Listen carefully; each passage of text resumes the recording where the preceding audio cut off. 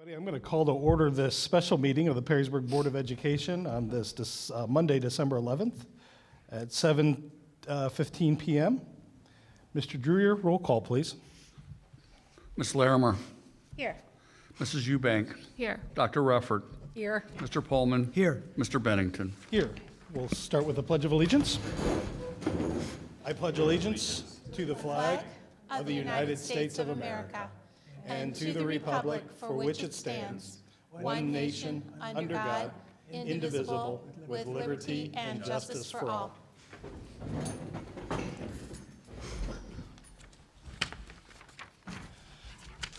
Next safety briefing. Perrysburg Schools welcomes you to the Commodore Building, and we thank you for attending tonight's Board of Education meeting.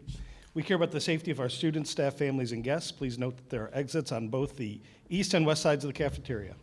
In case of an emergency, an AED is located just outside the cafeteria doors. You are located at 140 East Indiana Avenue. Thank you for joining us tonight and supporting Perrysburg Schools. Next item on the agenda, I'm looking for a motion to adopt the agenda. So moved. Second. Ms. Eubank and Ms. Larimer. Yes. Roll call, please. Eubank and Larimer. Mrs. Eubank. Yes. Ms. Larimer. Yes. Dr. Rufford.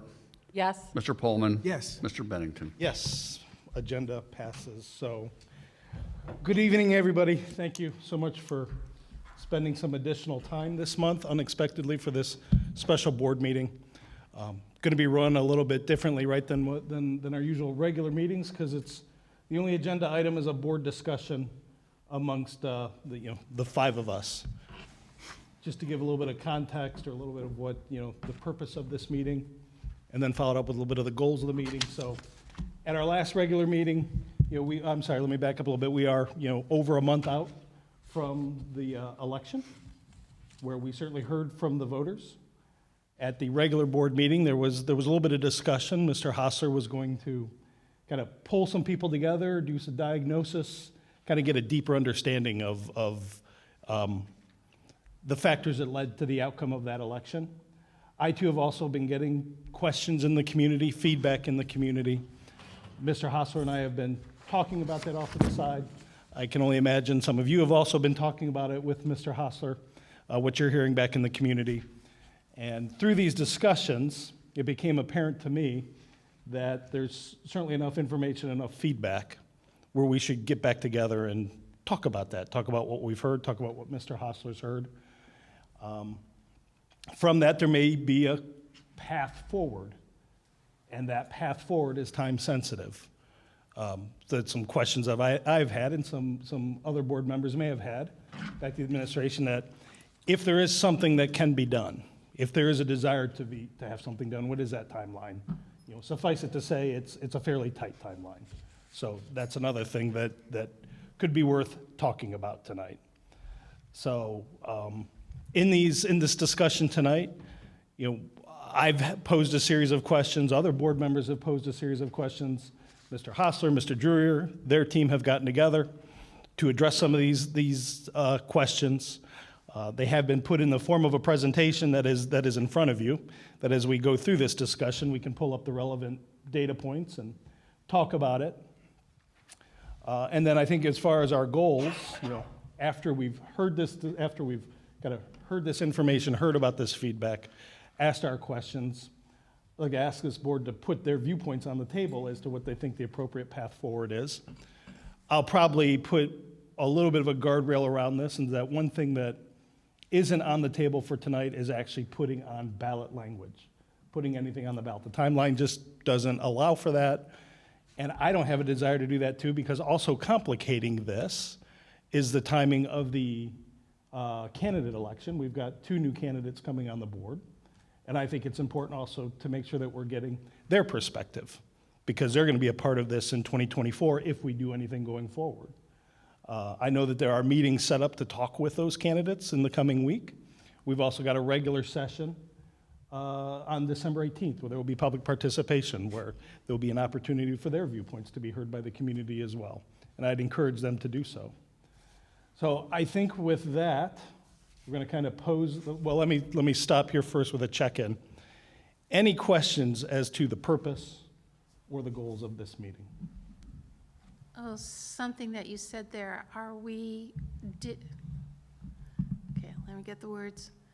Are you saying that putting something on the ballot in March is out of the question? No, I'm saying taking a vote on a resolution to put something on the ballot in March is not feasible. I'll probably even go as far as say not possible at tonight's meeting. There is on the agenda, on the agenda that we just approved, there is a proposed resolution for what would be the appropriate next step The if we were to necessity. decide to keep this ball rolling. Okay. But that, rolling that ball does not mean formally putting it on the levy tonight. It means the next step in gathering the information to do That's so. right, if- that's right. if so. Probably, to jump Okay. ahead a little bit, the two options that are in front of this board tonight, after this discussion, is do we want to move forward with anything or not? We can just, as probably not taking action tonight, and I'm jumping ahead here because it's one of the questions, but not taking action tonight does probably stop this process Right, I agree. for a long period of time. Okay, thank and you for again, the as- clarification. As I was hearing feedback, as I was getting my feedback from the community, the question of what is the board going to do next? I know what I want to do. I'm one person on this board. It's important to hear what do we want to do. That's the purpose of tonight's meeting. Got it. And I think, Mr. President, that's a good point. It concerns me where we're at right now, but I'd like to hear, I know what I've heard, not a lot, it's as quiet as before the levy vote was taken, but I did hear some things. And I'd like to see if Mr. Hostler, if you could share with the board, before we get into some discussion, what maybe you've heard as superintendent, as you've talked to other groups of people. I've talked maybe to neighbors or somebody who wanted to engage me and talk with me, but I didn't have like a committee come together, but perhaps you have some input?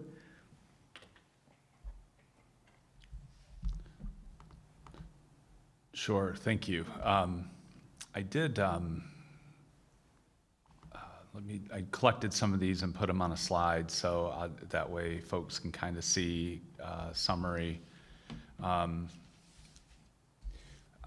So a few of the things that we heard, and so we, as recently as last Thursday night, we met with the facilities committee that worked for 14 months to come up with recommendations.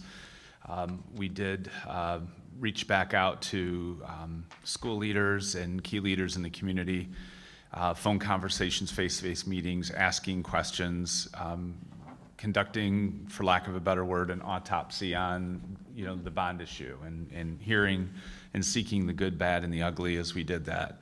So from those conversations, we began to pull that information, and this is kind of a representation of some of the things we've heard. So, so first, I think little to no negative feedback about the need for an elementary school, for additional elementary classroom space, and the additional space at the high school. So as we went through, that was one of the things that we noticed, is people didn't come out and say we're really opposed to needing a new elementary or needing additional classrooms, or we know that the high school doesn't need to be expanded. So those were things that weren't part of that dialogue. So I think that's an important part, because as you know, that was a significant part of the bond issue. What were those components? There was really no discussion about the future growth, saying Perrysburg is not growing, Perrysburg isn't growing at that level, and there's some other comments that we'll get to here as we go through this. So those were some things about the plan, and that was one of the questions that we asked, was what about this plan did you hear, or did your neighbors hear, or what did you hear from your neighbors, and giving them an opportunity to share. So I think that piece was something that jumped out at us as we collected this. We did hear quite a bit about the total cost of the project was too much at one time. That rose to the top, I think, as you polled all the different groups and conversations. I think right behind that was the impact of the reappraisals. The record-setting home reappraisals led to a misunderstanding about what that meant for individuals' taxes. A lot of questions about that, and contributing to that unease about the bond issue. Inflation and reappraisals, those two things being mentioned together, just a terrible time to be on the ballot. That's something that we heard as a reason that contributed to the measure not being supportive. There were some that said there wasn't enough discussion about how bond issues work in Perrysburg. So people were saying, you know, Hall Prairie, the amount of millage that folks pay has fallen 51% in 9 years. We didn't hear enough about that, about how that actually works with bond issues. We did hear from folks that, you know, too many school levies. It seems like the schools are always on the ballot. Belief that if the schools failed to pass a levy, it would stop growth. So that was something that was shared. And of course, you know, that was something that we don't have any control over. The two townships where we draw students from and the city, they're responsible for growth and planning and zoning and not the school district. There were concerns raised about where the students at the current Frank Elementary School would attend once that school was, you know, converted to a preschool, and saying that we didn't spend enough time talking about that piece of it. Concern about Steinecker Stadium. Steinecker Stadium, if you recall, was $2.5 million out of a $140 million project, and people expressed concern over that being part of the bond issue. Debate over one or two high schools, that was something that people brought up and saying, you know, when are we going to build two high schools? And I know the committee did a great job and the board spent a lot of time, you know, going through that information. However, for many people, that question, you know, wasn't answered in their mind. So that was something that we heard. A portion of the bond issue listed as deferred maintenance was listed as the school's not maintaining its facilities, was a reason we heard for people not supporting the levies. The district doesn't plan, and there's two options here that we heard. One, doesn't plan enough, that the levies need to be bigger. In 2014, you should have went bigger than you did. And then this levy doesn't go big enough. And then we also heard that it was too big, and it went too far. There were some that expressed that people in the community and families, staff, really need to feel the problem, the issues need to become much, much worse so that they feel it and experience it.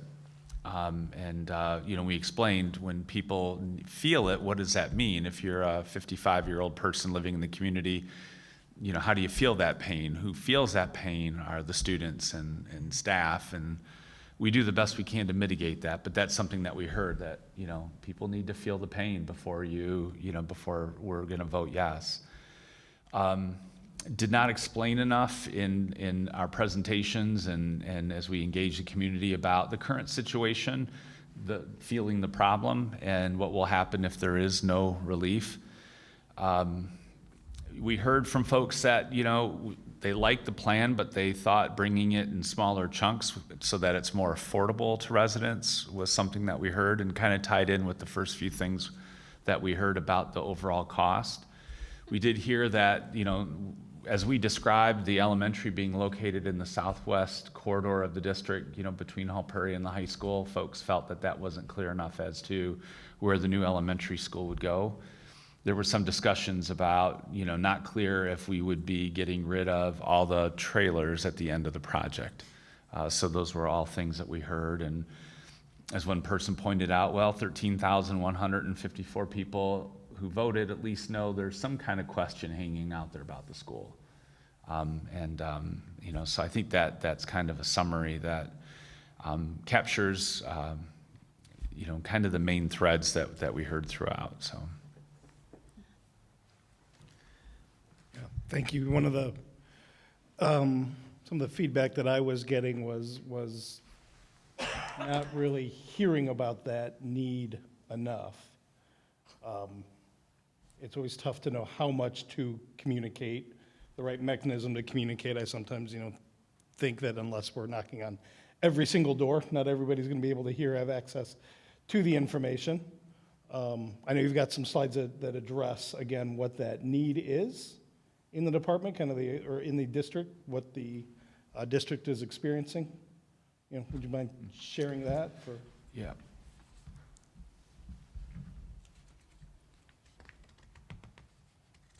So this is something that we talked a little bit about at the last board meeting. But so at the high school, for example, there's 15 teachers that are in carts that travel from classroom to classroom. So what that means is that those teachers don't have a specific classroom. So if you're a classroom teacher, during your planning period, you stay in your classroom sometimes. You're able to do prep work. You have a filing cabinet that's designated to you. You can have students come down to your room and work with them individually. So we have 15 teachers that don't have that home classroom, and they have a cart, so they're moving from floor to floor, classroom to classroom. And 3 periods during the day, in the middle of the day, we have no additional classroom space. So if we add an additional teacher next year, when we look at the schedule, Mr. Cookson and his team begin to look at the schedule, where do we put those teachers? There are no classrooms available during the day. So that means you're looking at other spaces that weren't necessarily designated for classrooms. Or beginning to say, okay, this is the time we need to bring a trailer and add it to the high school.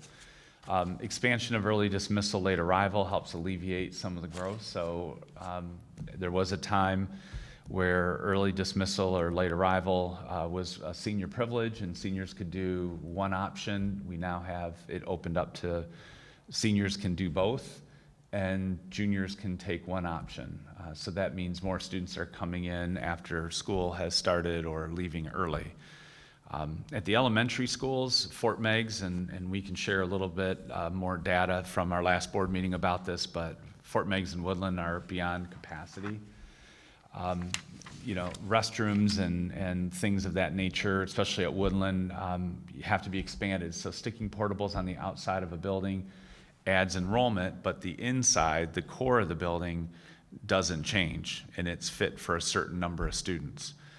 So when we talk about doing the things to the buildings, the older portions of the buildings, upgrading bathrooms, expanding bathrooms, those are the kinds of things that are included with that work. It leads to increased class size because we have fewer classrooms to move students. The elementary core classes, as we begin to push out, just like the high school, we need to occupy those classrooms for the grade level courses. You'll begin to see some of our music and art, those types of classes go to carts. And so you don't have that designated art room because we need to take it back for, this course. Intervention staff, special education doubling up in space. So that's an area where, if we have 2 teachers and they might have a caseload of 5 students with aides in the classroom, they're located in one location. As students are coming in, one of the things that we're having to do, and this has been something we've done in Perrysburg, something that we'll have to do more of, is where families are moving in, where homes are being built. If it's in one attendance area, we need to assess whether or not there's any additional room in that particular building. And as a result, we have to redirect those families to another building, and that creates neighborhoods where these streets go to Toth and this street goes to Frank. And you'll begin to see that where neighborhoods very soon will be really 3 elementaries represented in that one neighborhood.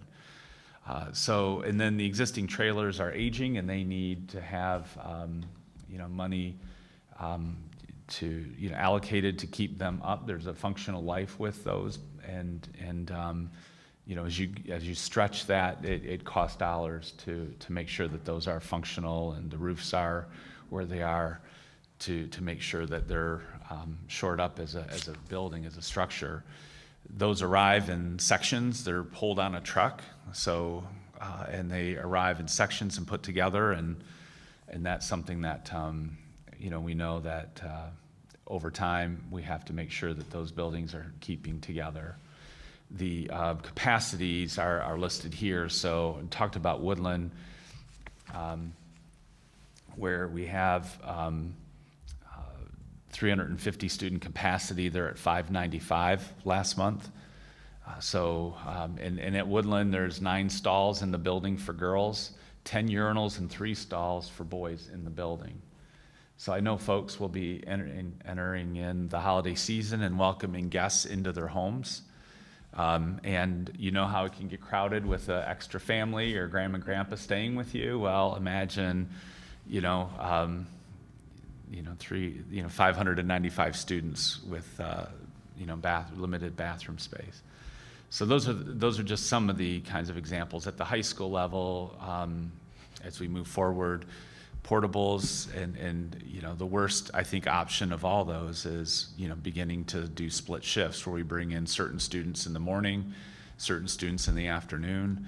That begins to really limit the curriculum and do some of those kinds of things for us. So, it impacts the students, more and more. So,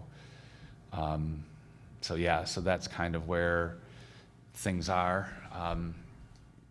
We can't turn students away.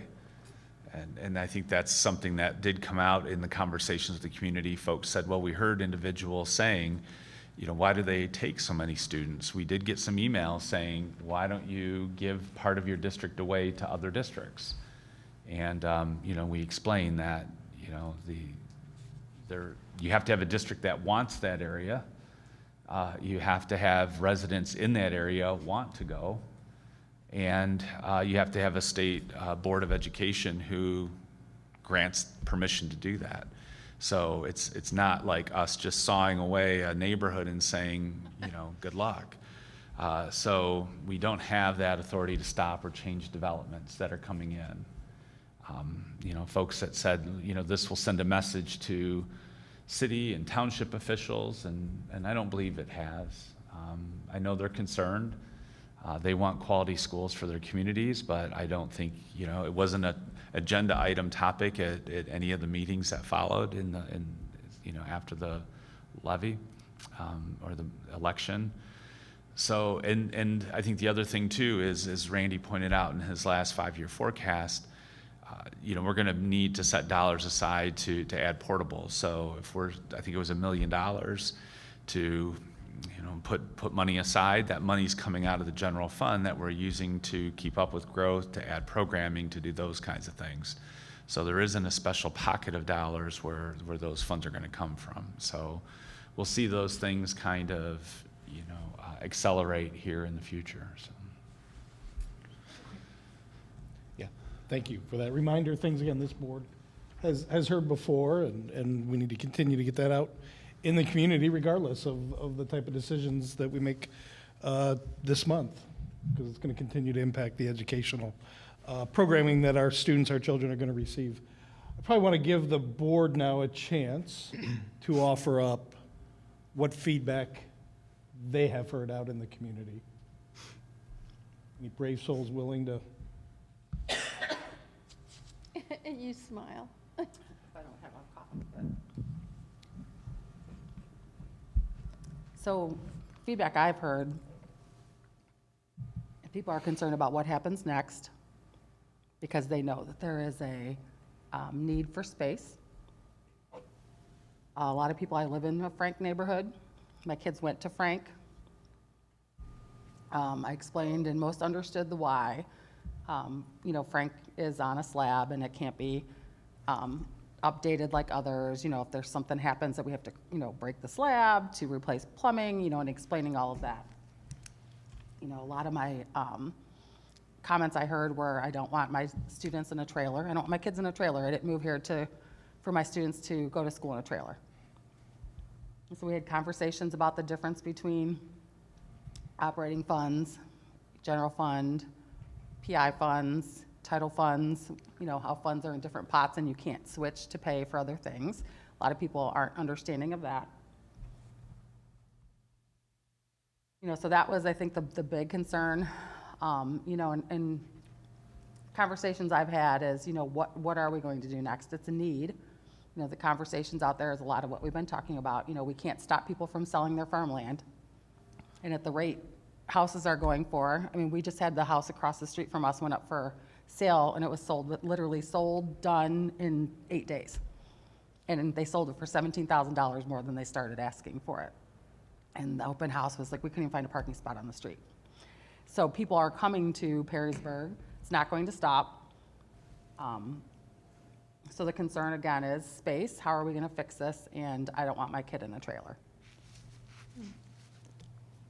Thank you. You're welcome. Well, the not wanting your kid in a trailer is probably one of the biggest messages about the failure of the levy, because that's truly our next and only viable option unless something were to pass to prevent that. And the Facilities Commission was very clear in numerous presentations, they don't want to see a trailer in our district. That was adamant. Really, from the people that I talked to, this was too big an ask. And at that particular point, unless asked to engage, I only wanted to listen. Because the obvious question is, well, if this is too big of an ask, what is your priority? What would you be willing to see be done? But at that time, I didn't feel that that was what I needed to do. I needed to listen and to hear what they were saying. And I mean, yeah, I knew it was a big ask, which is why that line in one of your presentations, Tom, about the people in the 50s who are just coming out of a devastating world war, and 3 times they voted to improve our district, of which we benefit from. And I felt, yes, this, for me at this particular time, this was a huge ask. But I wanted to be like the people of the 50s. I think that was really the main thing that I heard. I was very surprised that the levy went down the way it did. I was very surprised that it didn't pass in a single township precinct. So yes, there was a large conversation, but what I haven't heard are, if not this, then what? That's what I'm waiting and was hoping to hear, but I have not yet heard that. So if it's falling on us to do this is then what, then I appreciate the board and all of those to have this meeting tonight, because the then what is on a very limited time span for us to be able to do this. So I think it's, to refigure it, to maybe break it down into a smaller package. But then I had to laugh in your presentation, Tom. You sit there and say, well, maybe bring it down into smaller packages that is more affordable. But then you've got the other line that says, Perrysburg schools are always on a levy or always on the ballot. I said, well, wait a minute. You can't have it both ways. And you've explained infinite number of times why, because of state laws, we are on this continual levy ask, and that's a shame that people still aren't hearing that message. But that I'd have to say, Eric, that was probably my biggest thing. It was just, don't get me started on that tax appraisal thing, because I've got some words for that. But it was just bad timing of the appraisal. Our need and the appraisal hit at the same time. It was a perfect storm. Okay. Thank you. Go to the, Ms. Yeah, Eubank. I would agree. I heard similar things, but I think it was the perfect storm of the reappraisal and the economic environment that we're in. I mean, gas prices, groceries, things like that, where you have people pausing before you have, extra dollars sitting around to do X, Y, and Z. So I think it was, 140 million, a lot of money. We asked for everything in the kitchen sink and $2.5 million bathroom. So I think people thought it was too much, and obviously we're not willing to, vote on that. The trailer thing, I'll be honest, I don't hear much about it because we've had trailers forever and a day. I understand people's concerns, but it's not as if, we've had those at Woodland for years, the junior high for years, like 15 years or something like that. So I don't know why all of a sudden people are having more of a concern about that. I just don't hear that, but I also would say what I heard was the concern for adding on to elementaries that are old and the money that we're going to spend to add on to the existing Toth, Woodland, and Fort Meigs, you could build an additional elementary, so 2 elementaries for the same price that you could build and do all the renovations for the one.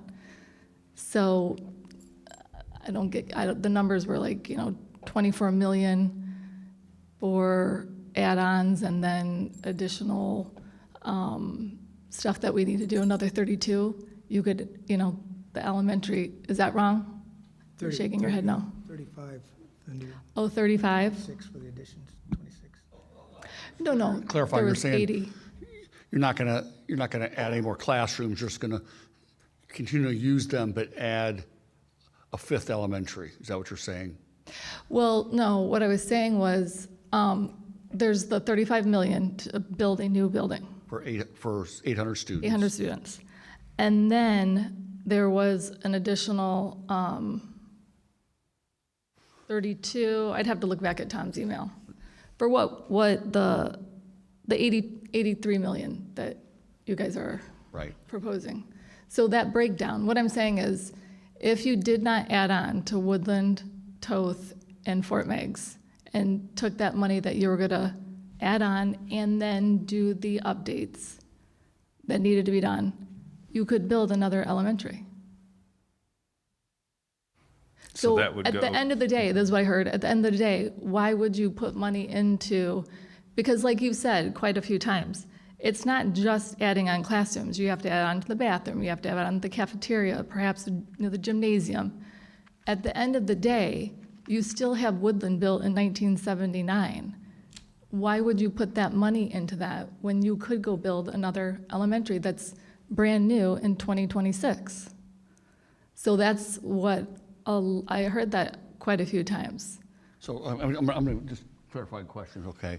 So that from an option standpoint, you're saying the feedback you heard was 800, we proposed 800 student elementary, then we should build a 1,600 student elementary to house all 3 of those elementaries in the growth. Is that the option? Well, no, you build a new 800-person elementary. You were taking half of that from Frank, that 400. I'm not even counting Frank. So we have 600 students at Woodland, almost 600 students at Fort Meigs, there's 1,200, and Toth is approaching 500. So we've got 1,600 students between those 3 buildings before you add on. So I'm just to clarify, you want an 800 student and a 1,600 student building. I just want to make sure we start talking about numbers and the feedback that we understand. I'm just confused. Or are you? No, I'm saying you would add build- an extra? So keep keep Woodland, Toth, and Fort Meigs as it is. Yes. With students attending. Yes.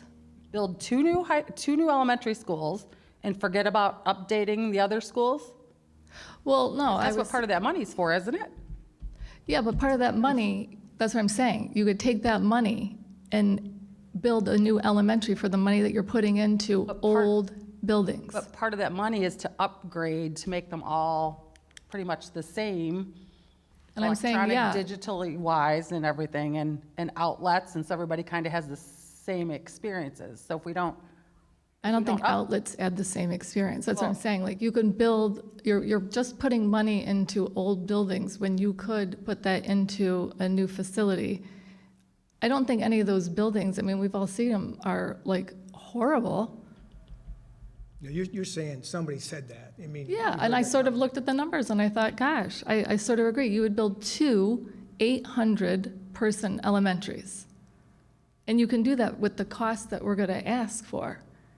I would say- The updates were going to be done because we were adding on to make those all 800. I'm saying, after I looked at it and looked at the dates of the buildings, at the end of the day, you're still putting money into 40, 50-year-old buildings when you could have 2 brand-new elementaries for the same cost.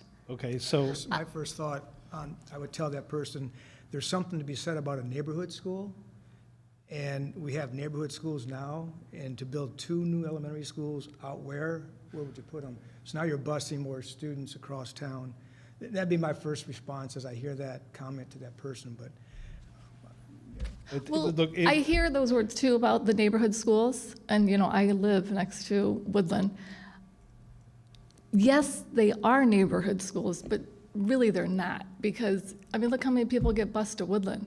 You have Horseshoe Bend gets bused to Woodland. Look at all the people that, you know, so the So- neighborhood schools, to me, the way Perrysburg's growing, unless you live really close, like a mile, that's sort of out the window, do you know? so if I may, I've asked for feedback. That is feedback that you've received. Yeah. So, we're not quite into the diagnosing, or I'm sorry, actually making proposals at this point yet. I'm but just sharing, I that's hear why ya. people didn't vote for it. Certainly, yep. Thank you for that feedback. What else have you heard out in the community? Let's see, I think that was one that I really wanted to share, because once I heard that several times, I started looking at, you know, again, the numbers and the enrollment. I think the process also, people wanted to be more involved. It's not the same people that are always the yes people.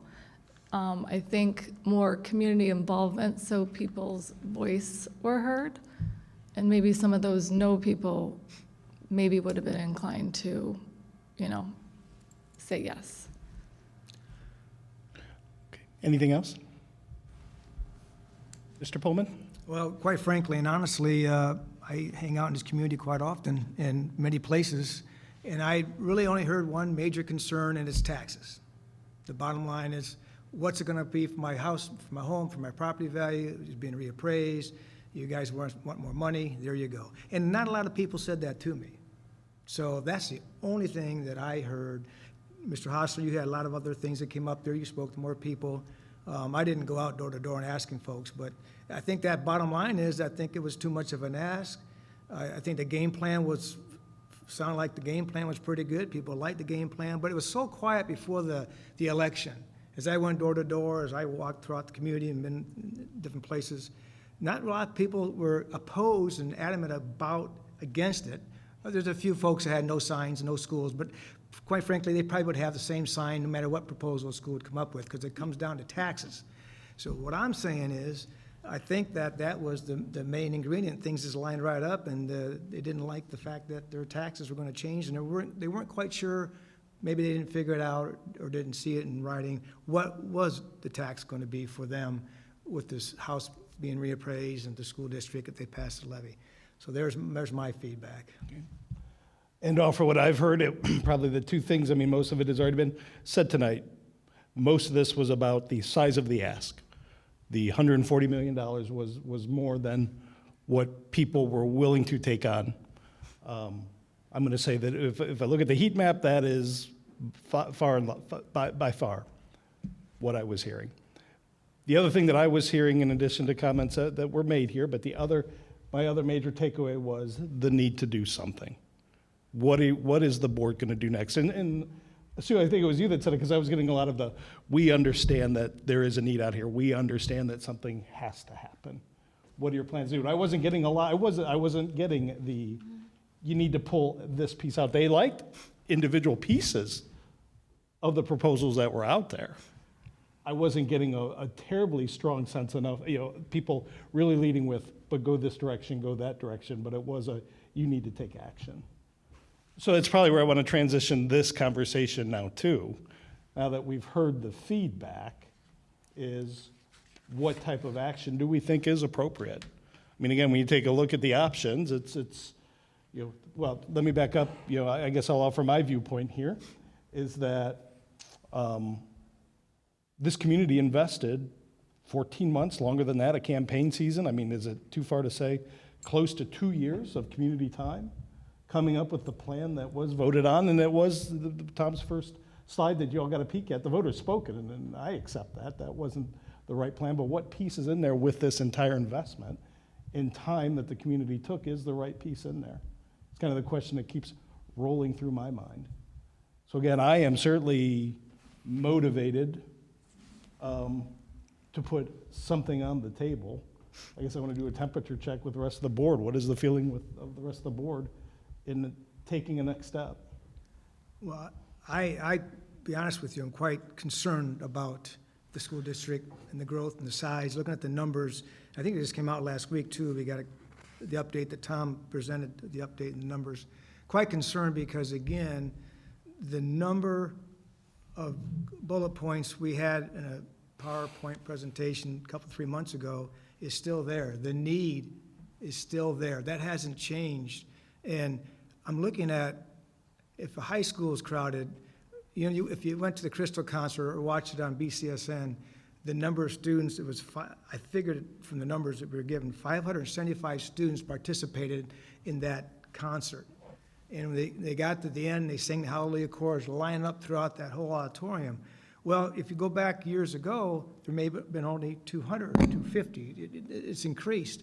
And it's getting growth at the high school and junior high school is there. But if you look at the population of elementary schools, the concern I have is if you put 25 to 30 students in an Algebra 1 class at the high school, or 32, you could still teach them. It's still challenging, but you can still teach them. But imagine 30-some students in elementary school. To me, that would be a very difficult task, and the education would not take place for those youngsters. And that's a very critical stage. K through 4 actually, to me is very critical. So I'm concerned. And I just want to say one more thing. I'm looking back, and I don't have the date on this one, but we actually had timelines that if we don't do something or have a thought tonight, and this thing drops, this whole idea of expanding our schools or building a new elementary or high schools, or not building a new high school, but add on. I'm looking at this timeline. It actually went for the elementary schools to 2028 before they'd even start Frank's school. So if we built a new elementary and we added on the other schools, the proposal in the past, the timeline, it takes a while for this construction to take place. And if we don't do something now, or at least propose something, I'm afraid it's going to be further out down the road. Education is going to be jeopardized. And I also think that the cost for doing something is going to continue to increase. So that's my 2 cents worth right there. Well, that goes to Lori's line that the cost to do nothing is very expensive. And that is a huge concern for me. I like how in the research that Randy and Tom have done, and probably our feedback to them,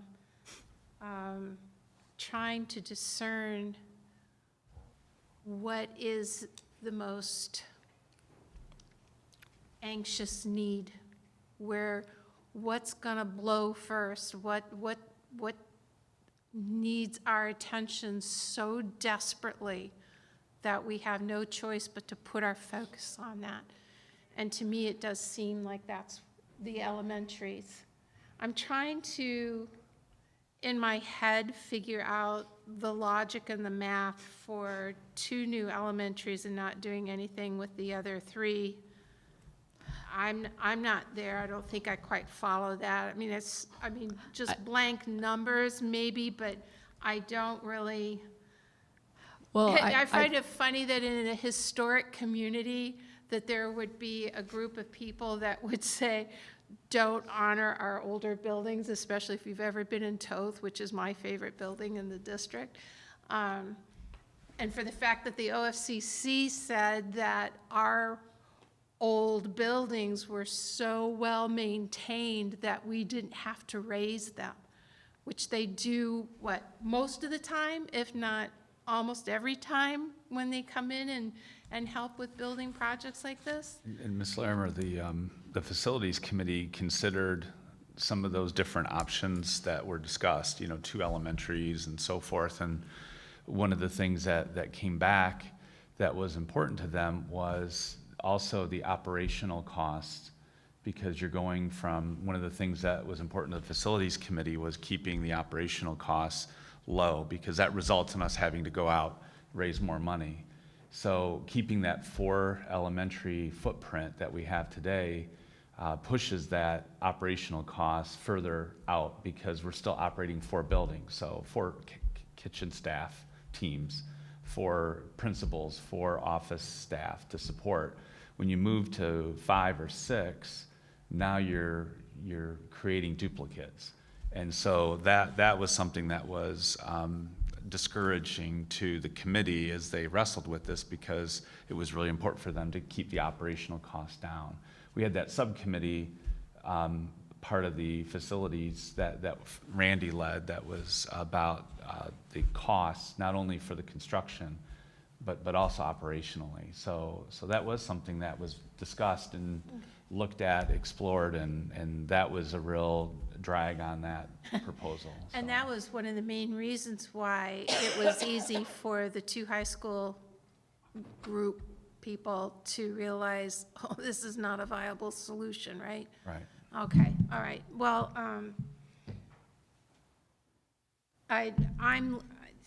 we kind of look at our package if you split it up into the high school needs and the elementary needs, and then maybe some of the extras like Steinecker and things like that. Steinecker, that was more of a safety factor need, if I remember correctly, right?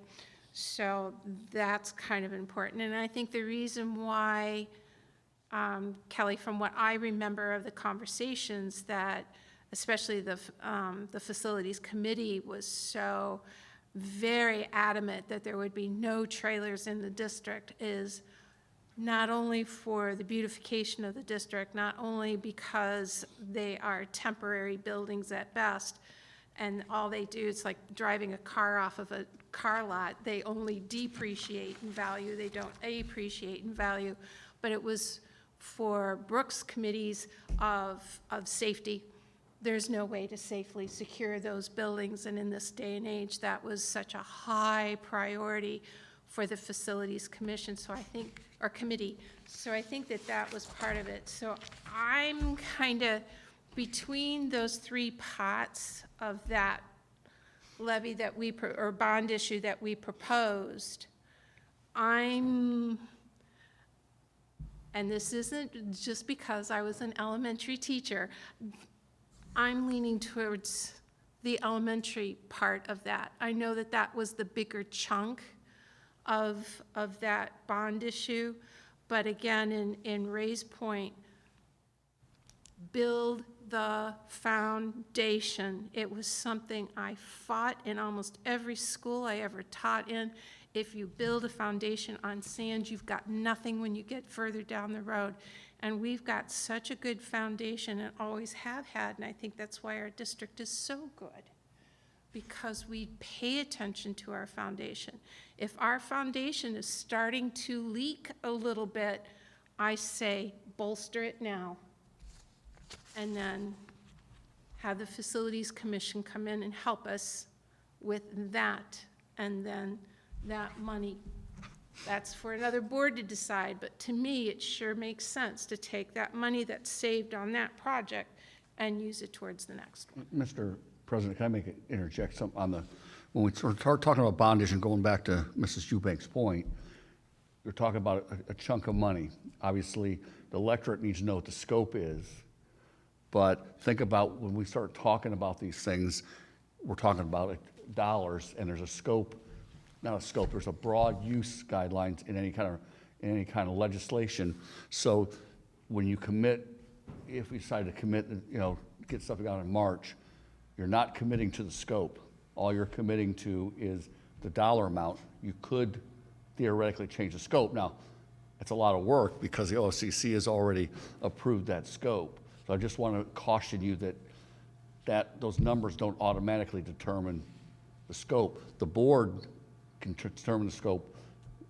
Obviously, the electorate needs to know what the proposed scope is, but it's not cast in stone until the board signs off on design work and all that kind of stuff. So we sometimes, I just want to make sure we're clear about that. Okay, so maybe now I'm not clear. So when you're saying scope, are you saying the definition of what the money would be used for? Yeah, you have broad guidelines within your resolutions. As you move forward, it says it's going to be used for building new buildings or additions and those kind of things. It doesn't say in there it's going to be used to build 6 new elementaries or a new high school. It doesn't go to that detail in there. And the reason is because once the money is approved, that's all you can spend. So let's say you get in the design phase and you found, costs have gone up so much, we can't do this whole thing. You have the ability to adjust the scope. Or, like you said, you got different feedback that says, maybe we want to do Y instead of X, as long as it's within the scope, within the boundaries of the board has that authority. But obviously, you're answerable to the electorate because you're selling a certain project, right? Right.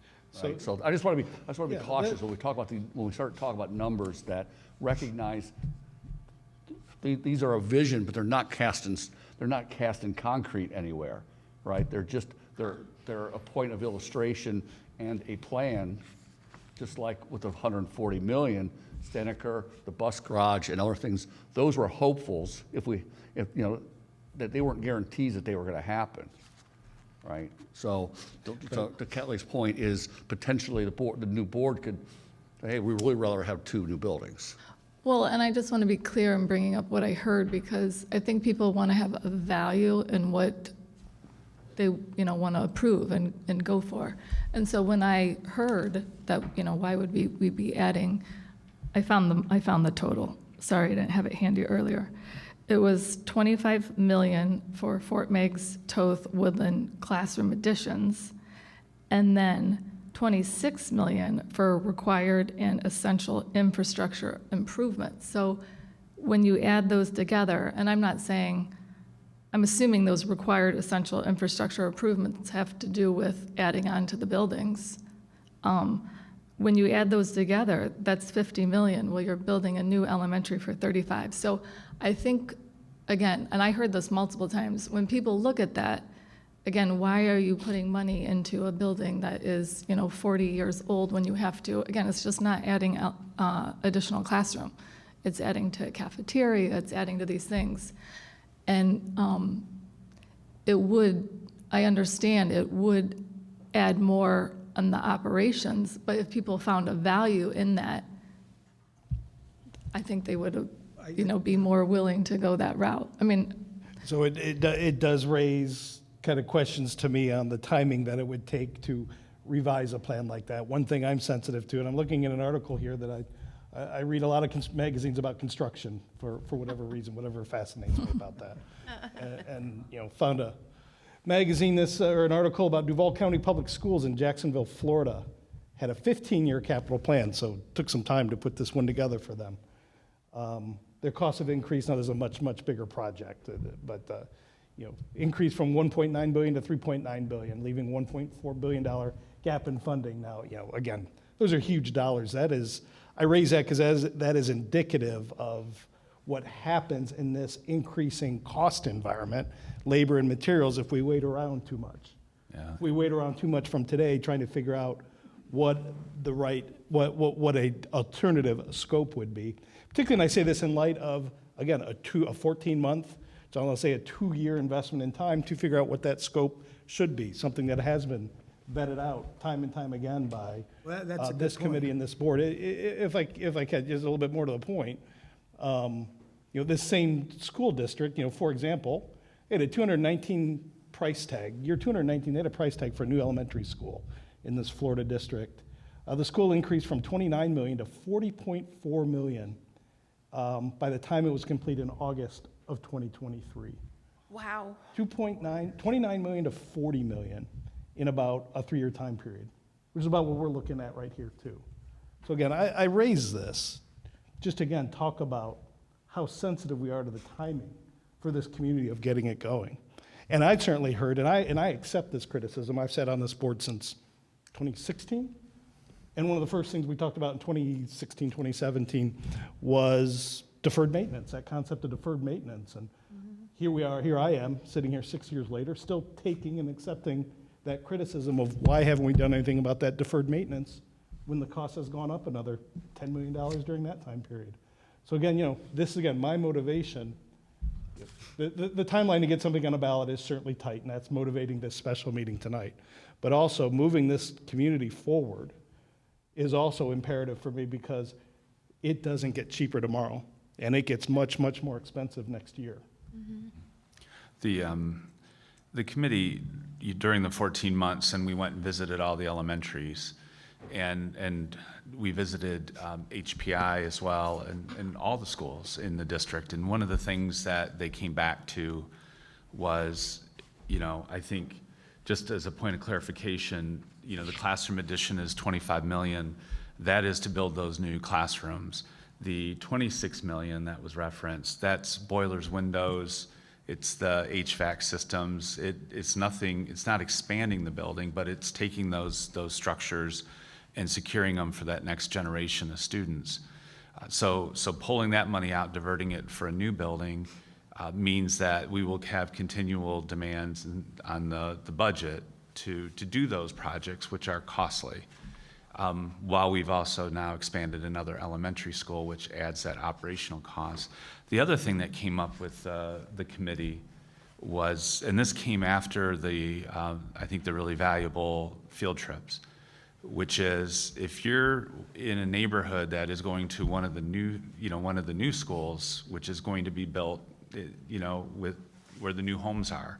The committee was very, very sensitive to if your child is going to one of the old schools and there's no money to upgrade that, there's going to be a different experience that those students are going to get at the old school versus the new school. And they felt that that could be a change in that Perrysburg experience, ensuring all students achieve their greatest potential. If you have old schools that have inadequate boilers and those kinds of things, and then you have the new schools in the new neighborhoods, that sets up a potentially challenging community issue. So that's where they began to see the value, not only in securing our buildings and maintaining them for the next generation, but it's also an educational adequacy piece that came to light too. So the committee did talk about that, and it really drove that point home when they visited Frank and Toth, and then they went to the junior high and then HPI and saw the differences of the buildings and what you can do in some of those buildings and what you're limited in doing. And by the luck of your zip code or how the district chooses to reconfigure the elementary boundaries, they didn't want to be in a situation where there were winners and losers right here in Perrysburg schools. So that was part of that contributing factor too. That'd be an awful thing if you're asking a kid where they go to school and they say XYZ, and then the other person goes, oh, that would not be a good look. Mr. Pullman, I kind of ran over one of your comments. Well, I keep coming back to, if not now, when, and the voters spoke. We're trying to digest what they were saying by saying no to the levy. We get all that. But I still think we need to take it back to them sooner than later. Let them make a decision again based upon information we provide for them, based upon the committee's work on the plan that was already presented. The need is there with the elementary students. Again, as I mentioned, they cannot have large classes. It'd be very difficult. You can't transport kids across the city either to get them to schools. If we don't do something for the elementary kids now, look at the numbers. You see what is presented to us. I mean, 595 students at Woodland for a building that's got a capacity of 350. We should probably go visit that building and see the difficulty, but the challenges that the teachers and the staff met with 569 at Fort Meigs. I mean, the numbers are there. And I look at the high school and junior high school too. Yes, they're overcrowded. Yes, they're on carts. They have the same restroom problems, but they're bigger kids too. And I think, to me, that's the thing, that's the difference between the elementary and the high school plans. But we've got to do something, and we got to do it sooner than later, because you know in November what's going to come up. We have to operate this district. We know we have to operate this district, which means programming and personnel. And I lived through, as a worker in this district, a time where we had to make the cuts with programming and personnel, a very difficult thing to do. When people say, just make the cuts, try it. Try it. You tell me which program are we going to take away from these children? You tell me which staff member we're going to remove from this building. I mean, in business, they can do that, right? I mean, clear out your office, you're out of here. But in education, it's a little different story. It's difficult to make those decisions. I would not like to see our school go down that route come this November, when we do have a operating levy that will probably be out there on the levy. And that's been no secret. We talked about that for the last 3 or 4 years. That's out there. So if we don't do something now, I don't think this plan's going to get off and go forward if we don't do something now as a board. And I know Susan and Ms. Mecke, you're going to be making some decisions here coming up in another month, and thank goodness you ran, you were elected, you'll be part of this discussion. But as I'm going out, I'm going to do the best I can to represent the youth in this community, and that's what we're all about, is the kids. And we need to do something now, and I propose we do something now in the next time we could vote, which would be March.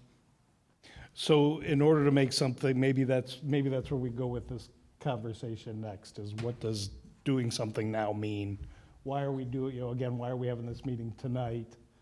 Alluded to the fact that we have, and I don't know all the Ohio Revised Codes. I do, I'd asked Tom to kind of clarify that process. I think there's a slide in there that talks about the Ohio Revised Code that required us to put something on the ballot by November, like 10 days after the election, or, I still had the ringing in my ears from the results of the last election. I wasn't ready to have this discussion then. So in order to move this forward on the next steps, we have till December 20th. If we want to put a ballot, if we want to craft and put ballot language up for a March initiative. Because to Ray's point, I agree with thinking about this, that this is not an initiative that we put on November's ballot. November, there's other needs that we need to talk about. So this is, in my opinion, something we need to do. If we want to do it, we do it in March. And if it doesn't get done in March, it feels like at that point that this is something for a future board to think about and to decide on, which means that, it doesn't get voted on until, I guess, maybe 2025. The whole time, tick, tick, tick, with the costs going up.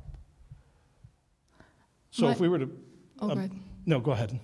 My concern would be that if we asked for the 140 million as we did and it didn't pass, then coming back and saying, well, we're just going to ask for, X, Y, and Z, people will say, well, why didn't you ask that in the first place? That's a good question. That's a good question, and I think about that. So that being said, I mean, it's a, tough position to know what to do, but I think, is it like we're just, the spaghetti, we're just throwing up to see what's going to stick? I mean, I just don't want that to be how it goes down, and we're trying to decide, what people are going to pass. I mean. That's basically what it is. It's a flinching point, really. Yeah. I mean, think The about it. sensitivity analysis, Yeah. where is the right answer? And let me go out on my limb a little bit, because when I re-ran, and I think it's actually written down, what is one of your priorities during your term? This term was, and I specifically said elementary school, I believe I said the southwest part of the district.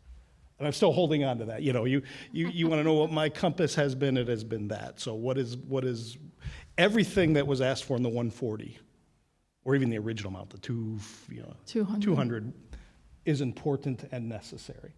So it is incredibly difficult for me to discern what, if everything's special, nothing is special. What is the most important part of that? So I will go back to what I at least was saying 4 or 5 years ago, about the need for an elementary school. I've listened to that facility committee. I've listened to the work that's been in here. I've thought about, where is that greatest value? What impacts the most students? I'll go back to where are these deferred maintenance costs that are incredibly important to deal with? To me, that also takes me, similar to Ms. Larimer, back to the elementary school portion of the $140 million, that $80 million ask. When I weigh everything and have to make a decision, that's where I go. Doesn't make, I'm still pretty recent to the needs in the high school, that my kids graduated not that long ago, a little further as each day passes, but I still know what's going on in those buildings and the struggles in there, and the technology issues and the needs over at that junior high. I mean, all of these needs are real. And that's why I stand behind the $140 million ask, and I'm proud of the work that the committee did and the vote this board took and the work the campaign committee did to try and get that through, because you had to ask. The answer is always no if you don't ask, and we got to know. So now what is it of that piece? And I default back to I go back to the elementary portion of this. So in Randy's language, you've said it, I've said it, Ray has said it, we've defined what we're visioning the scope to be. Is that, did I put it in your language? Well, and I think Just the to other thing cut to to the point quick. out is Kelly's point about the ask, whether or not, if the board wanted to put on a $140 million ask in March, you cannot. So that's not even an option. Oh, really? Is not an Yeah, I didn't know option. that either. Oh, I didn't Because know that. Entertain that anyway. in order to have that happen on November 20th, 2 weeks after the election, you have already had to have acted on resolutions to put in front of the state board to get approval for special needs, which we did back in the summer. We did that. So there was no legal way to ask for that much money anyway at this point. So given that, your scope automatically got reduced. Has to be redefined. Okay. So to your point, to Kelly's point is, if you wanted to ask for 140, sorry, you can't. Okay, Well, so that's there you part of it. That's part of the answer. It's probably not the, it still doesn't necessarily answer someone who will, well, why didn't you break it apart to begin with? That's a different answer. But you can't answer that now anyway. I think the underlying thing here is that everything that was in that 140, and actually the entire package, there was no fluff in that. There was zero fluff in that. There wasn't, oh gee, it'd be really nice if we had a bigger boardroom, or if we had this, or if we did, put a little cherry on top over here. There were no cherries. There was barely vanilla ice cream. It was Necessity. stuff that it's been clearly defined, clearly shown to be needed. So from what I've been hearing tonight, it all seems to come back that at this time, we understand there's a need. We'd love to help you. It was too big of a package, can't do that now. So give us something else. To Ray's point, I really was surprised at the way it went down, because I wasn't hearing any negativity before the election. And if signs could vote, we were in like Flynn, but as we all know, signs don't vote. So it just, what I'm hearing is that the community wants us to rethink our package, and they'd be happy to consider a different package. I don't hear a lot of total adamant. I don't know, you say they'd be happy to consider. I think what we need to continue to do between now and if we decide to go up in March is, again, show the need. We talked about that, but we had a huge ask, and there's still a need, and now we have to decide between a transportation, stadium, high school, elementary, and there's over 2,000 students being affected in the elementary level, right? 1,700, well, probably 2,000 in high school also. But it's just a decision the board has to make. That's why the folks selected us. That's why the folks elected Susan and Mrs. Mecke as they start at the beginning of the year in January. We've got to make those decisions. Why? Because we have the information to make those decisions. You have all these reasons why people didn't vote. I think some of the silent folks support schools, but they didn't know about the increase in their taxes, therefore they voted the way they voted. But I still believe this community supports schools and look for us to make a decision, but soften the blow a little bit when it comes to the taxes.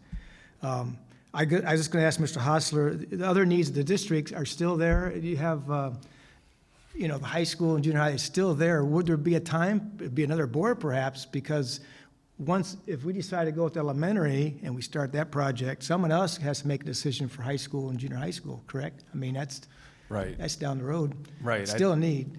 Yeah, I think the concern, and I heard this in feedback from folks as they talked about breaking it up in chunks, and you could hear them kind of bounce off each other, those thoughts, and one of them was the fear of, well, we voted it down and now they came back with what you really needed.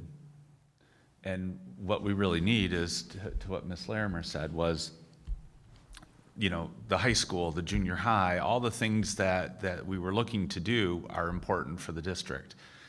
But as you're hearing the discussion today, if the feedback is, and that seems to be it, that was too much of an ask, then if you're breaking it into smaller bites for the community, then what takes priority? And that's a tough, Solomon-like discussion.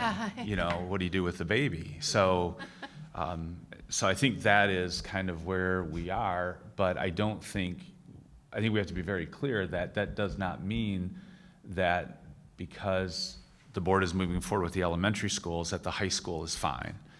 We're still going to have to do those things that we talked about with finding classroom space, with, where do we add staff? What do we do about another portable, trailer? Those are the kinds of things that we have to wrestle with. And we will continue even after this.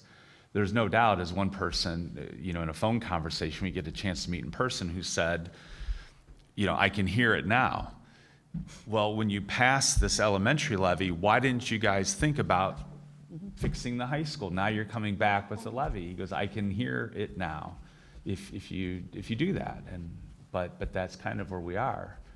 And so I think there's concern with that. But to your point, Mr. Pullman, it's they're all important, and it's a matter of which of those projects is going to take longer. The elementary is much more complicated. It's going to take more years to complete. It might make more sense to start that sooner than later. The high school is all on one site, and it's an addition that's a lot different than a new building and additions. So those are the kinds of things that the feedback that we heard, and certainly a lengthy discussion at the faculty advisory committee about that. If we don't add the high school now, would that require buying trailers like next year or? Probably in the next 1 to 3 years. And what was the total for the addition for the high school? Off the top of my head, I think 34 million. What I'd like And to if see. if we do the high school, then we're buying portables at the elementaries, probably starting with Toth. Yeah, the high school was 32 and a half. 32 and a half, okay. 32. Okay, what I'd like, in a perfect world, my view would be,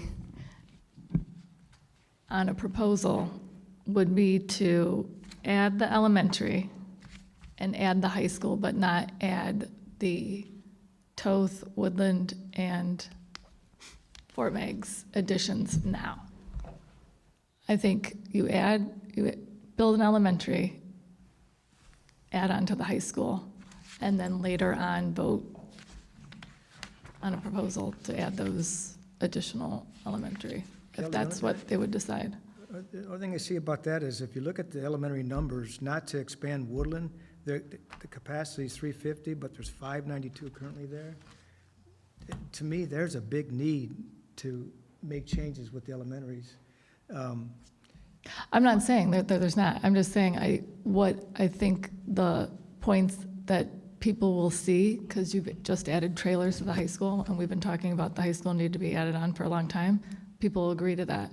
I think people will agree to a new elementary. Hit those pressure points right away. Because you Right. have. You hit it- you hit it- you hit it You add a pressure- new pressure elementary, you're taking, But the pressure Frank points- out, that's 400, you have space for an additional 400 because you're building it for 800. But you said it, pressure point. And when I look at 569 students in Fort Meigs, it was built for 475. 592 at Woodland, it's built for 350. 481 at Frank was built for 400. There's pressure points. No, I know, but you're moving those kids around, you're going to redistrict, there's 400 spaces. You would move kids to, you'd redistrict, you're saying? Well, you're going to have to, for sure. Transportation, if you look, yeah, but transportation's a problem too. Right now, we have problems with transportation, right? Getting drivers, getting buses, getting people across town. I couldn't support that. I'd have to support taking, where I see the pressure points is all over the district. So we can't take care of that. The voters said no. But what we can take care of is the most immediate need. And I go back to elementary K through 4, and I look at these numbers. And I'm not an elementary teacher. I'm not an elementary teacher. I don't know. I can only imagine what a class of 30 youngsters Here, the elementary. would be difficult to teach. And I've sat on curriculum with Mr. Bennington this year and listening to all the things that they're doing in curriculum, particularly with the reading and writing and all the things that they're doing and the time it takes. Class full of elementary kids of 30 or some, I don't think they can accomplish the educational needs of our youngsters. I think one of the things to look at too, because if you build a new elementary, and that's an option, and, I don't know if the committee explored just that, because I think when you begin to break it down, so if you pull Frank Elementary offline, there's 481 students there. So if you build an 800-student elementary, you're moving 481 students into that building. And then if you just do the simple math and say, well, what's the difference between the elementary school's capacity? So Woodland, 350 capacity, 595. So you're going to you'd want to pull that many students out of, Fort Meigs and Woodland, and you're going to redistribute those. You're going to be opening up that 800-student building with, I don't know, without doing the math, around 600 students or more. So it's really not 400 extra students, unless you keep everything in place and you just move, all the kids from Frank, which is, 481, into that building. But when you begin to pull kids out to try to redistribute that, you're gonna you're gonna open up an 800-student building. You're gonna have between 6 and 7, I'm guessing, 100 kids or more by the time that's done, and people are gonna say, and what they're gonna say, you build a brand new building and it's already full. Your And number's that's why. 726 for just those two. Yeah, so that was And if part you're of the gonna pull dilemma. off Yeah, that was the The dilemma. overload on Fort Meigs as well, you're already beyond the capacity of the one new elementary. And that's what the committee wrestled with. I mean, again, we looked at like every option they came with, we explored. It was exhausting. Right. And that was a very diverse committee So- over the course of 14 months. Yeah, so 2 I think years. that those are the kinds of things that when you start to really dig into it, and I know we don't have the committee here to kind of go through the binder and say, okay, here are the things that we did and didn't do. But those are the kinds of things to think about. So that plan would result in us having to probably keep Frank opening up the 800-student building, redistricting, and now we're operating 5, which was something that the committee was really trying to keep operational costs down. And not moving our preschool Right, Yeah. right. And that Another was big something thing that everybody wants was to move the. desperately. when that And was- again, the committee was very concerned about, the new school serving the new residents. That is and then if you're in the old part of Perrysburg, why would you support that levy if you're building only a brand new benefiting school in just that area? That was the kind of conversations the committee delved into, Randy. I know I know, you but were people did part of that for Fort Meigs, when Fort Meigs was built. The people that lived in town supported, But they there's- added on to other parts of the buildings and did other aspects. It wasn't a standalone project. I could be wrong. I don't think it was. Yeah, Not there was to other wood- buildings were I added mean, on maybe to. some of them, but again, there's always going to be something new, that's, I don't know. I don't look at that as like a big deal. Yeah. I have a burning question, and, that was a poor choice of words. Woodland Elementary, capacity at 350. we're sitting at enrollment at 595. When does the fire department get hysterical about that overcapacity? Or are they? I mean, isn't there, aren't those, wherever it is in here, those room capacity signs have a certain meaning? What does it mean if we are continually, every day? We've given up classroom space, or not classroom space, but other spaces for classrooms. Okay, There's It that seems and really portables low. too.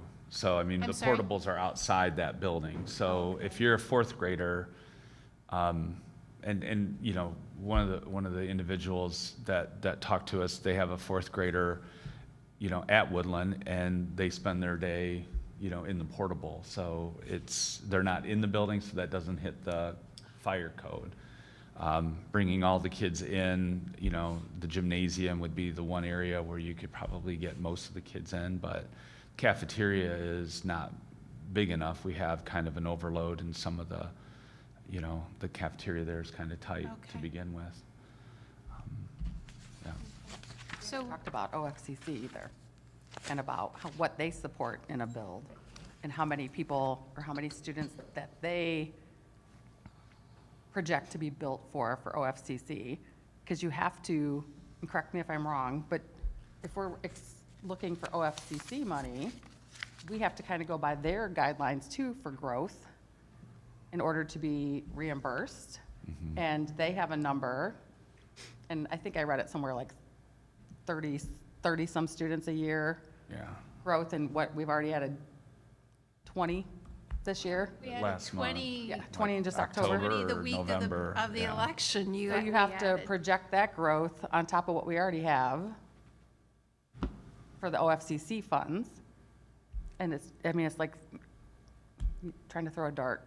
Well, but, Good analogy. you know, kind of got a point before I can address the OFCC part if you want to go into detail. OFCC, they do a funding commitment based on your project scope. And 30%, that part is set. The actual total amount is dependent on the student count at the time the building opens. So Oh, if it our growth opens. is higher than their projection, they will fund more of the project, Oh, right? So our project, the total thing the committee did was based on getting to 2040 with our projected growth, which was more than the OFCC. So the OFCC, you know, on their projected growth, we're gonna do 30% of X. But we think it's gonna be Y. And if we're right, they're gonna fund us on Y. I That's- did not know Yeah, that. so that calculation happens at the end when they actually write us the check. So their commitment is the 30%. The thing that changes a little bit is the actual number of square feet that they fund. And that's exactly what they do. There's a square footage for, you know, gen ed students, there's a square footage for special needs students, all those calculations, common spaces, it's a complicated thing. And so they've approved our scope. And again, with the three buildings that we're gonna remodel, they said obviously it's worth doing that, and they would fund that. So it's not, our growth being faster than their projection is not necessarily, does not hurt us, is my point. Goes the other way if our It'll growth is. actually help us Yeah. in the end. Well, I think that's a safe bet for us. And the other thing that I don't think we've been talking about tonight is that if we get to the point of putting trailers out here, we're already struggling to get teachers. And it's not just us, it's everybody. But how are we going to lure the type of quality candidate that we're used to luring into our district? If we say, hi, welcome to Perrysburg, here's your trailer. That's probably not a good selling point, I would think, to our HR directors in here.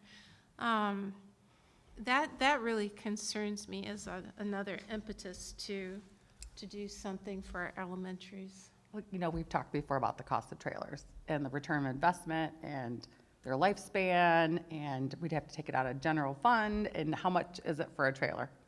And if we add trailers at the high school, I mean, Million it's just, something? it's ridiculous how much they $1 million. cost. for us to Yeah, get we're- no return. We're projecting, depending on where that trailer goes, but you're adding restrooms in that next set, it's $1 million. Yeah. And today, that's general fund. Right, and if you've never, and I'm gonna say this again, if you have never worked with students in a trailer, having to deal with that in the weather conditions, no restrooms, with all the elementary schools, safety issues, I'm very thankful for the staff that we have and for the students that have to, for lack of a better, I mean, they have to suffer through that. I mean, that is not why I moved to Perrysburg 20-some years ago, for my students to be in a portable classroom trailer, and I can't see that. That is not my vision, and you're just lighting up money. I mean, you can't, the resale on those is nothing, and it's gonna have to come out of the general fund, and And you're if you haven't talking spent time about, in one, I encourage you to do so. you're talking about the elementaries? Yes. Yeah, you know what, and you just put the exclamation point next to my thoughts, is right there you named another important part. Just get rid of them at the elementary levels, get them using the restroom. I mean, again, the high school and junior high, I know there's a need, the population is there, it is what it is. They're a little bit older and they can deal with things differently than elementary students. And Kelly, that's why, again, I'm thinking, as much as I'd like to see the high school improve in size with classrooms, and the junior high school needs to be revised, I think that if we're looking to, that flinching point, if we want to use that word, what is the buy-in for the community? Bottom line is, that's the one who's going to tell us, that's the one who's going to vote.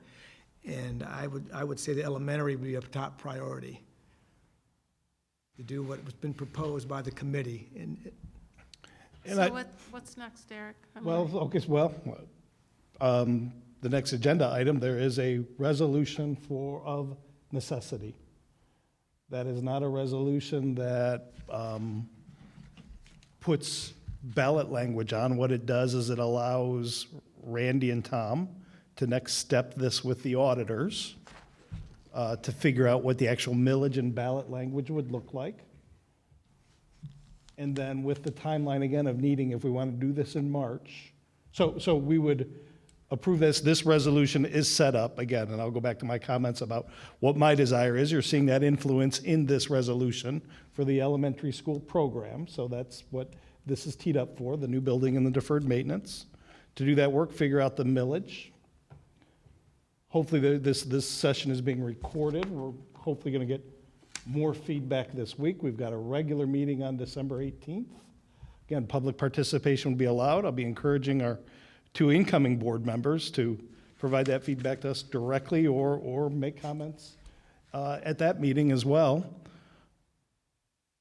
But at that meeting, in order to get on the ballot for March, we have to approve the ballot language by December 20th at 4 o'clock. So what have I missed? I have to have it at the Board of Elections by 4 o'clock on the 20th. I'll drive you there. Okay. If this was to Let go me drive, through. I drive faster. If this was to go through. So at the regular meeting, we will talk about this again and potentially vote on a ballot. Vote on language to put on the ballot. So the resolution for necessity allows Matt to start doing his part of it. Is he also the one that does the ballot language? Where does it No, go from that? what happens is. Getting ahead of my skis, Yeah. so thanks What for happens pointing that is, and that's why, to Mrs. Eubank's point on the scope, we put dollars in here based on the elementary portion of the project, because we have to, that's what I have to take down to the county auditor. And Matt and I've had conversations a couple times over the last couple weeks. He knows I'm coming down. If you decide to proceed, I'm taking it down there tomorrow. Him and I are going to work on. He's already been teed up to what we're working on. But again, the dollar amount here is important because that's how the millage obviously is determined. And then by statute, you're supposed to give him 2 weeks. Obviously, we don't have 2 weeks, but he already is on board for me to walk it down there. Him and I will work through the calculations. He will define the millage that would be on the ballot, and then I take that millage and we actually craft the ballot language to send to the Board of Elections. So what'll end up happening is it's kind of a parallel process. Once Matt kind of signs off on it, I start the next of it. So if the board decides to proceed, we have the ballot language ready to go to the Board of Elections. And that's really critical. And as if you followed Ottawa Hills at all, it's got to be done right, I's dotted and T's crossed, because there's no safety net on that. So unfortunately, the time frame is really tight. So like we pointed out, Board of Elections has to have all the certified copies in their hand by 4 o'clock on the 20th. Okay. So Matt's good, that part's good. It's just really whether or not you as a board will want to proceed. Again, so tonight, if you choose to proceed with this or do something else, really next week, that resolution to proceed is the critical one. That actually puts it on the ballot. Okay, so once Matt does his math, it then goes, who's actually creating the ballot language? It'll be our bond council. Okay. Well, and then it that falls would on be me, but- ready for us on the 18th? Ooh, you're getting a lot done in just a week or so. Yeah, I mean, like I said, Matt and I have talked through all this, and I've talked with the attorneys. Again, back in November, frankly, there was not even a thought of this. And then we started getting some feedback about proceeding. But our attorneys did a good job of reminding us that if you want to do something, March 19th is not very far away. Right. And as Mr. Pullman has pointed out, November is kind of, in a way, sacred, because we've got 18% of our district budget potentially on the ballot, assuming that the board will want to put something on next year. Okay. So for purposes for tonight, I guess the best way to figure out if we want to proceed is I will take a motion So moved? on this, okay? Ms. Larimer? Second? Mr. We'll Pullman? let Mr. Pullman have that, since he's Any coming up on further his di- ending. That's right, thank you. Any further discussion on the motion? So we're proceeding to vote on this, Resolution of necessity, which is Necessity. authorizing authorizing Randy to move forward And I will, with the auditor, the county auditor. and just to to be work through the very, very millage. transparent, I think it's important to realize, majority of the board to do the resolution of necessity. If we go to the resolution to proceed, that requires 4 votes. This one requires 3 votes. If they actually put it on the ballot, requires 4 votes. Okay. Okay? Thank you. So it's something to recognize. You need a supermajority for that. so then on the 18th, then we vote on exactly what is in the language? That's correct. We actually vote to proceed with a March ballot. Yeah, so, March- we have A provided. March ballot issue. We've had some estimates floating around on what that millage would be, but it's not official. Matt is the only one who can produce the official millage. And he can't produce the millage until this resolution here is Okay. passed by this board. And let me, you said discussion on this part. Again, to this current board and the future board, again, remember what our job is, to take the facts we have, the knowledge we have of what this district is run by and how it's supported by our community with the levies that come up. And we also have due diligence for our youth, for our school-age kids. And I just think that what we're moving forward with is on the best interest of this community and the children in our school district. Okay, I'm going to call the question. Mr. Drewer, roll call, please. Ms. Larimer, Yes. Mr. Pullman, Yes. Dr. Reffert, Yes. Mrs. Eubank, Yes. Mr. Bennington. Yes, motion passes. Okay, with that takes us, we'll take a motion to adjourn. So moved. Dr. Reffert? Second, Mr. Bennington. We are adjourned. Thank you so much for this special meeting, for the time invested here, to our audience that came to watch and hear as well. We are adjourned.